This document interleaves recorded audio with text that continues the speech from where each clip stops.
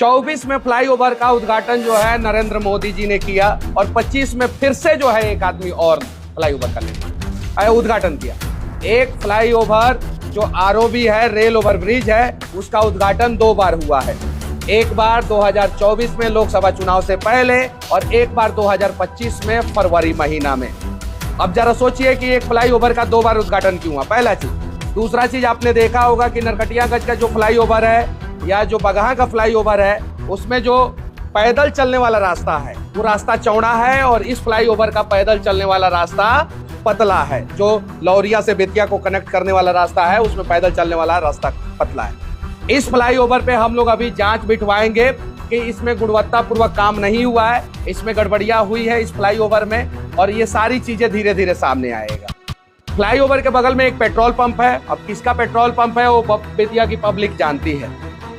अब ऐसा कहा जाता है कि उस पेट्रोल पंप के कुछ लोग चाहते थे कि फ्लाईओवर का जो है रैंप जो है पेट्रोल पंप के आगे से चढ़ना शुरू हो, जो पॉसिबल नहीं हुआ। इंजीनियर ने काट दिया और इसलिए जो है फ्लाईओवर के निर्माण कार्य में डिले किया गया, ऐसा कहा जाता है। ऐसा पब्लिक भी कहती है बेतिया की कि जो पखनाहा वाला पुल इसलिए कंप्लीट नहीं हुआ कि एगो बड़का नेताजी का बैरिया में जो है गोडाउन है और वो अपने गोडाउन के रास्ते से जो है नया रोड पास करवाना चाहते हैं, इसलिए जो है पखनाहा वाला पुल जो है आज तक नहीं बन पाया। और पखनाहा के लोगों से वादा करने वाले नेताजी जो है पखनाहा में पुल नहीं बनवा। आपने देखा होगा चनपटिया चीनी मिल के बारे में नेताजी ने कहा कि हम चनपटिया चीनी मिल चालू कराएंगे। 2019 में अखबार में छपा, झूठ बोले, नहीं चालू कराएं। पब्लिक अब उनको लीगल नोटिस देगी कि आपने झूठ काहे बोला है। कुमारबाग स्टील प्लांट 2008 में चालू हुआ, 2023 में बंद हो गया। पब्लिक उनको लीगल नोटिस देगी कि आपने जो है आपके संसद रहते हुए जो है ये स्टील प्लांट क्यों बंद हो गया, जवाब दीजिए। उसके अलावा जो है बेतिया का जो सरकारी अस्पताल है उसकी स्थिति आप लोगों ने देखा कि कैसे एक डेड बॉडी को घसीटा गया। हमारे सांसद महोदय ने बेतिया के सरकारी अस्पताल के मैनेजमेंट टीम को लीगल नोटिस दिया क्या? वहां जरूरी था कि नहीं लीगल नोटिस देना?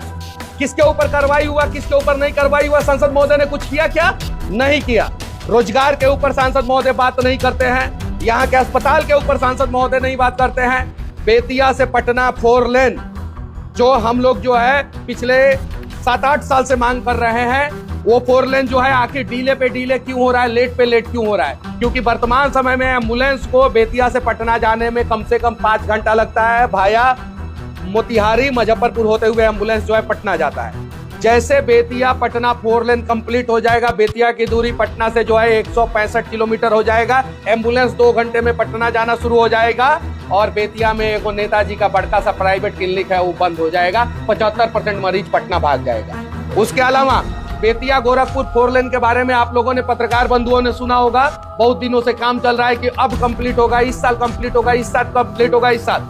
लेकिन धरातल पे एक टेलर माटी भी नहीं गिरा है बेतिया गोरखपुर 4 लेन के लिए। एक टेलर माटी नहीं गिरा है। क्यों? क्योंकि गोरखपुर में जो है बेतिया के तुलना में अच्छा हॉस्पिटल है, अच्छा इलाज है, सस्ता इलाज है। और बेतिया के एक महोदय हैं जिनका प्राइवेट नर्सिंग होम है जो है बेतिया में, और गोरखपुर का 4 लेन जैसे कंप्लीट हो जाएगा वैसे 1 घंटे में लोग गोरखपुर जाना शुरू हो जाएंगे और इनका नर्सिंग होम का जो है 75% मरीज गोरखपुर जाना शुरू हो जाएंगे। ये विकास पे बात नहीं करते हैं, लीगल नोटिस देते हैं। अब लीगल नोटिस पे आते हैं। इन्होंने क्यों कहा कि जंसुराज में 80% अपराधी है? जब इन्होंने अपराधी कहा तो इनके ऊपर आर्म्स एक्ट का केस है संजय जायसवाल जी पे।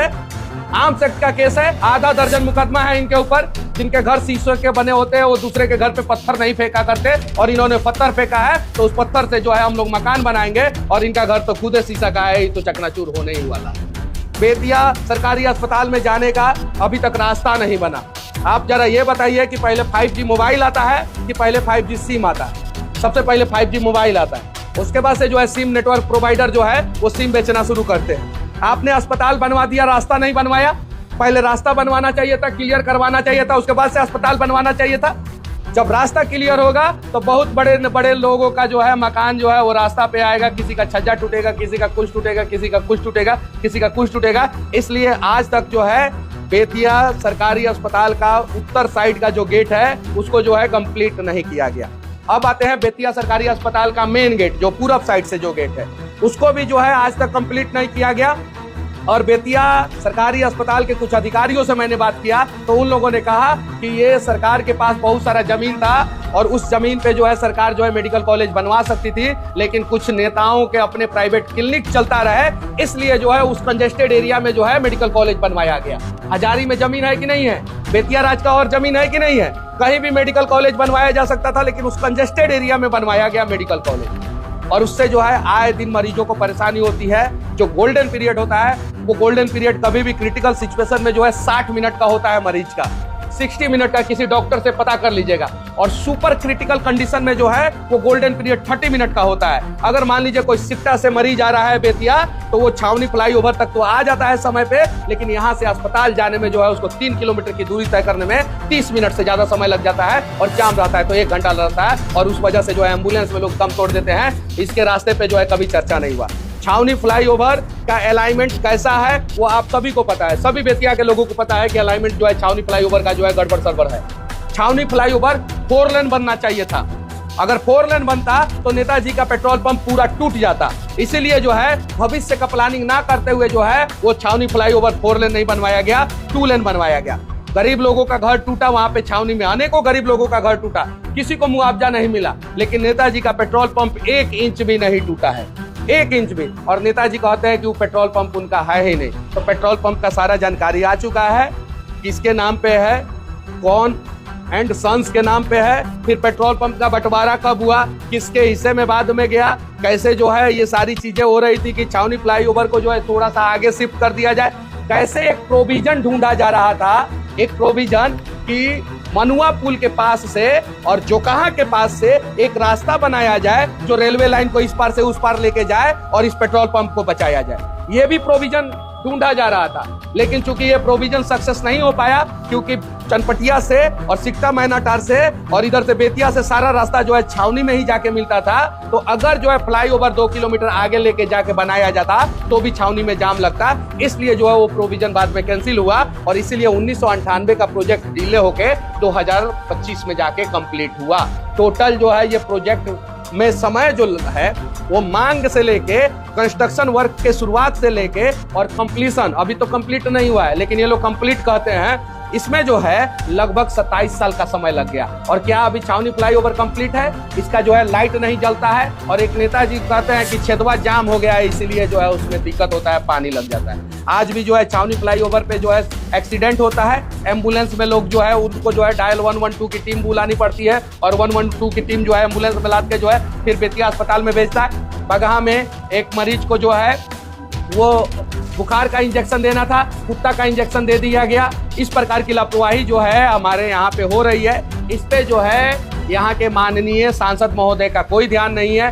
ध्यान किस चीज पे है कि कैसे जो है प्रशांत किशोर जी को लीगल नोटिस दिया जाए, क्योंकि प्रशांत किशोर जी ने इनको टुटपुजिया नेता कह दिया है, इसलिए जो है ये लीगल नोटिस दिए हैं। ऐसे लीगल नोटिस से हम लोग कहीं नहीं डरने वाले हैं।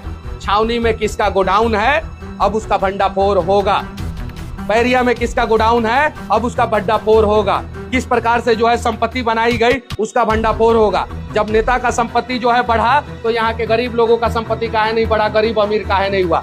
बेतिया राज्य में आप लोगों ने देखा होगा एशिया का सबसे बड़ा चोरी हुआ है बेतिया राज्य में। आप अखबार उठा के देख लीजिए, तमाम चैनल के लोगों ने कवरेज किया है और हर एक चैनल पे जो है ये डिटेल्स है कि एशिया का सबसे बड़ा चोरी बेतिया राज्य में हुआ।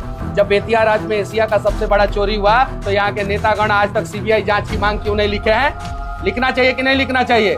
लेकिन जैसा कि लोग कहते हैं कि यहाँ पे बेतिया राज्य में जो चोरी हुआ वो डकैतों ने चोरी नहीं किया है, कुछ नेता जो है इसमें संलिप्त है, इसलिए जो है बेतिया राज्य के चोरी के बारे में ये लोग जो है सीबीआई जांच की मांग नहीं करते हैं। जवाहरलाल नेहरू 1957 में जब बेतिया आए थे तो उन्होंने कहा था कि भारत में 4 महानगर है, दिल्ली, मुंबई, चेन्नई और कोलकाता, और 5वां महानगर जो है वो बेतिया बन सकता है। आप जाइए अखबार में और न्यूज पे ये बात सर्च मारिए। जवाहरलाल नेहरू का कहना है इतना सुंदर और इतना सुसज्जित और इतना अच्छा शहर था ये, पहली बार नदी से नदी को एशिया में जो है अपने बेतिया में जोड़ा गया, कोहड़ा नदी को चंद्रावत नदी से जोड़ा गया, पूरा एशिया में रिकॉर्ड है। और वो बेतिया शहर आज बर्बाद हो गया क्योंकि इनके पिताजी 3 बार सांसद रहे और ये चौथी बार सांसद हैं, और ये सब लोग मिलके जो है सिर्फ और सिर्फ अपने लिए सोचे, बाकी बेतिया की जनता के लिए नहीं सोचे। और इसीलिए ना बेतिया में आज रिंग रोड है, ना बेतिया से पटना के लिए 4 लेन कंप्लीट है, ना बेतिया से गोरखपुर के लिए 4 लेन कंप्लीट है, और ना ही बेतिया का विकास है।